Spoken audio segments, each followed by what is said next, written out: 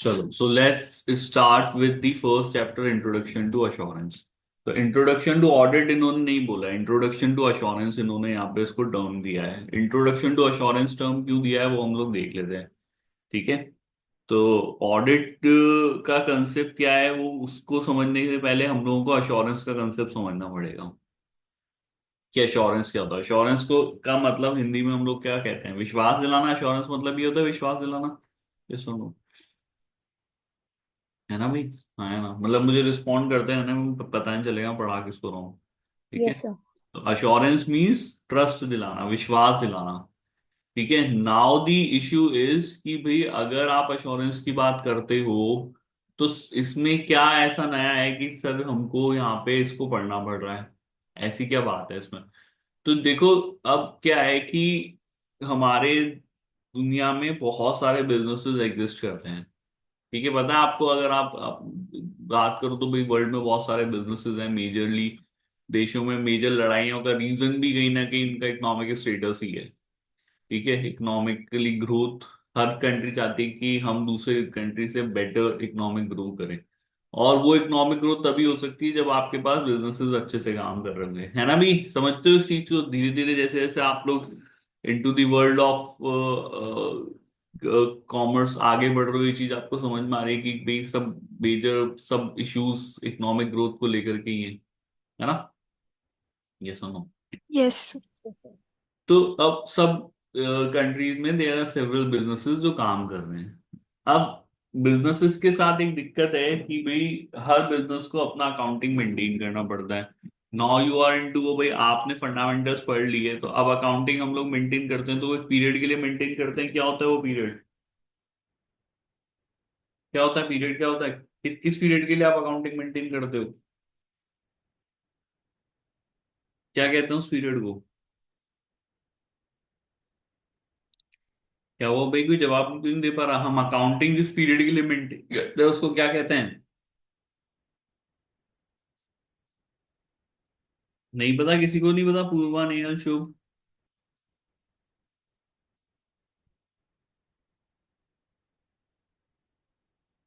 मेरी आवाज तो आ रही है क्लियर? तो दिक्कत है?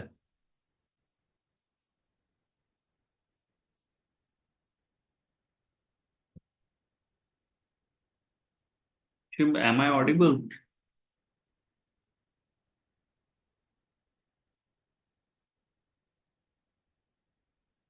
मुझे कुछ वॉइस में दिक्कत आ रही है।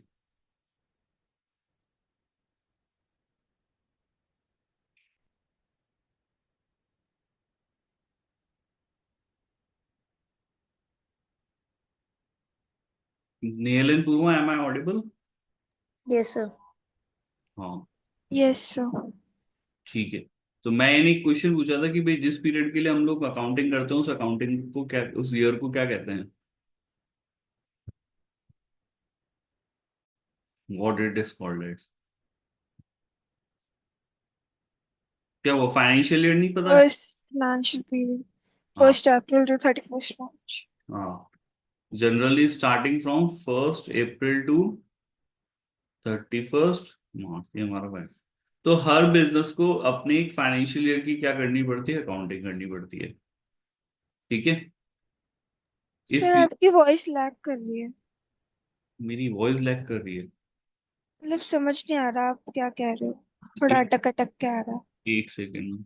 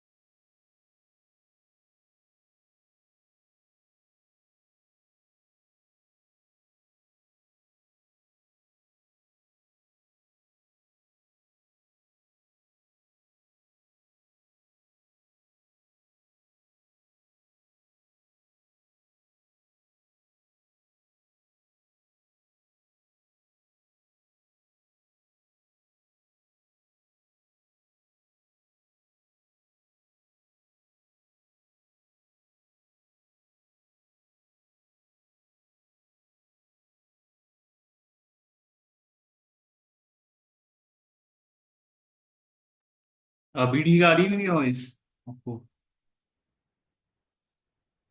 Yes sir. Purva Shubh. Yes sir. ठीक है। तो हम यहाँ पे अगर अगर वॉइस में दिक्कत आए ना तो प्लीज या तो मुझे टेक्स्ट कर दिया करो, क्योंकि मुझे पता नहीं चलता कि वॉइस में कोई दिक्कत आ रही है। ऐसे आनी तो नहीं चाहिए बट चलो आ रही है, ठीक है। तो फाइनेंशियल ईयर स्टार्ट हमारा होता है 1 अप्रैल से 31 मार्च, ठीक है। ये हम लोगों ने अभी छोटा सा डिस्कशन किया था, ठीक है ना। तो आपका फाइनेंशियल ईयर स्टार्ट हुआ 1 April to 3rd। Her business का यही एक पीरियड होता है जिसमें वो अपनी अकाउंटिंग मेंटेन करते हैं। नाउ दूसरी बात की भाई अकाउंटिंग करता कौन है, कौन करता है अकाउंटिंग? अकाउंटिंग की रिस्पॉन्सिबिलिटी किसकी है?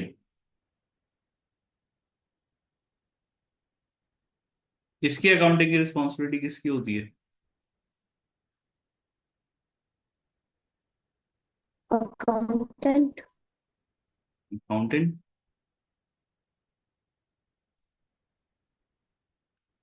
ठीक है। अकाउंटेंट किसका एम्प्लॉय है?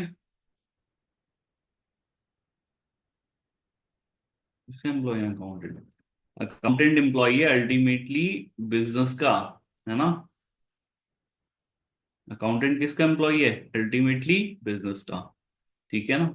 बिजनेस छोटे हो सकते हैं, बिजनेस बड़े हो सकते हैं, बट अल्टीमेटली यहाँ पे रिस्पॉन्सिबिलिटी बिजनेस की इटसेल्फ है कि आपको अकाउंटिंग मेंटेन करनी है, ठीक है। भी बात समझ में आ गई यहाँ पे, यस और नो? Yes sir. ठीक है। तो अल्टीमेटली बिजनेस तो बड़े और छोटे हो सकते हैं ना। हो सकता है कोई बिजनेस में एक इतना छोटा बिजनेस है कि उसमें सिर्फ एक ही पर्सन इन्वॉल्व है, या बिजनेस बहुत बड़े हैं जहाँ पे पूरे अकाउंटिंग के लिए डिपार्टमेंट्स अवेलेबल हैं, तो इससे कोई फर्क नहीं पड़ता। हम लोगों के लिए बिजनेस बिजनेस है।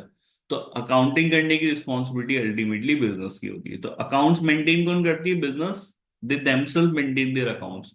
नाउ द इश्यू इज कि भाई अगर अकाउंट्स बिजनेस मेंटेन कर रहा है, ठीक है, ये सारे प्रिपरेशन अगर बिजनेस ने किया है, तो जो किसी बिजनेस के फाइनेंशियल स्टेटमेंट्स बनाए गए हैं, फाइनेंशियल स्टेटमेंट्स क्लियर है सबको? ऐसा तो नहीं किसी को ये नहीं पता है अभी तक कि भी फाइनेंशियल स्टेटमेंट्स क्या होते हैं? पता है ना फाइनेंशियल स्टेटमेंट्स उसको बोलते हैं हम लोग?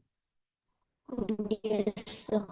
Basically balance sheet and the profit and loss account, ठीक है। तो आपकी जो बैलेंस शीट और प्रॉफिट एंड लॉस अकाउंट है, बेसिकली हम लोग इसको क्या कहते हैं? फाइनेंशियल स्टेटमेंट्स का पार्ट मानते हैं। तो ये जो फाइनेंशियल स्टेटमेंट्स प्रिपेयर करे गए हैं, ये by the business themself they have prepared the financial statement. Now the other issue ये है कि भाई क्या होगा कि हमारी इकोनॉमी बहुत बड़ी है। अब इन बिजनेसेस के साथ, जो भी बिजनेस हमारी इकोनॉमी में ऑपरेट कर रहे हैं, इन सभी बिजनेसेस के साथ डील करने के लिए बहुत सारे लोग होते हैं जो इन बिजनेसेस के साथ डील करते हैं ना, डिफरेंट मैनर, ठीक है। अब आप मुझे कुछ एग्जांपल्स दे सकते हो कि भी कौन कौन लोग बिजनेसेस के साथ डील करते हैं? एनी ऑफ यू कोई भी एग्जांपल दे सकता है स्टूडेंट मुझे कि सर कौन कौन लोग बिजनेसेस के साथ डील कर रहे हैं? ये बताओ। सप्लायर, कस्टमर, सप्लायर हो गए उनके, कस्टमर्स हो गए, और कौन कौन डील करता है बिजनेसेस के साथ में? गवर्नमेंट। गवर्नमेंट डील करती है, और इंटरनेशनली भी बहुत सारे कस्टमर्स इन्वॉल्व हो जाते हैं। Investor, yes sir. ठीक है, इंक्लूडिंग शेयर होल्डर्स के फॉर्म में, किसी के फॉर्म में। क्रेडिटर्स हो गए, ठीक है। सप्लायर्स हो गए, गवर्नमेंट हो गई, इन्वेस्टर हो गए, क्रेडिटर्स हो गए, ठीक है। और भी बहुत सारे लोग हो सकते हैं जो किसी बिजनेस के साथ डील करते हैं, ठीक है। तो जब ये लोग डील करते हैं, तो अगर इन्हें जिस बिजनेस के साथ दे आर डीलिंग विद, अगर उन्हें जानना है कि बिजनेस की जो फाइनेंशियल कंडीशन कैसी है, तो that it will B only be known by the help of financial statements. भाई वो फाइनेंशियल स्टेटमेंट्स की मदद से ही तो आप जान पाओगे, कैसे जान पाओगे अदरवाइज, है ना भाई। फाइनेंशियल स्टेटमेंट्स देख के ही कर पाएंगे, यस और नो, है ना।